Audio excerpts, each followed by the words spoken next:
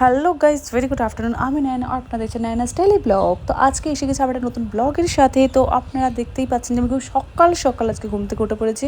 আর উঠেই আজকে আমি রান্না করতে বসে গেছি, কারণ মা নেই, তো আজকে আমাকেই রান্না করতে হবে। তো ভাতটা আমি করে নিয়েছিলাম, চিকেন নিয়ে এসেছিলাম, তো চিকেনটাই করছিলাম। আদা রসুন খুব সুন্দর করে কেটে নিয়েছিলাম, পেঁয়াজ কেটে নিয়েছিলাম, আলুগুলো ভাজার পরে পেঁয়াজ ভাজতে বসিয়ে দিয়েছিলাম। দেওয়ার পরে যে পেস্টটা বানিয়েছিলাম, এখানে আদা রসুন লঙ্কা টমেটো একসাথে ছিল, ওটাকে দিয়ে দিলাম। ভাজার পরে যেটা চিকেন ম্যারিনেট করে রেখেছিলাম সেটাও আমি কড়ার মধ্যে দিয়ে দিলাম। আর এখানে আমি সুন্দর করে ঘেমে স্নান হয়ে যাচ্ছিলাম।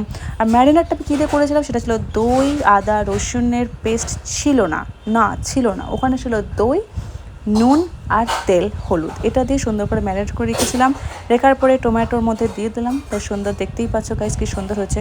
আর কষা মাংস হচ্ছে, আর খাবো না, এটা হতে পারে না। তো সুন্দর করে ওটা কষা মাংস খেয়ে নিলাম। তো গাইজ, এই ছিল আজকের ব্লগ। আপনাদের ভালো লাগলে please like share and subscribe করে দেবেন। তো আজকের জন্য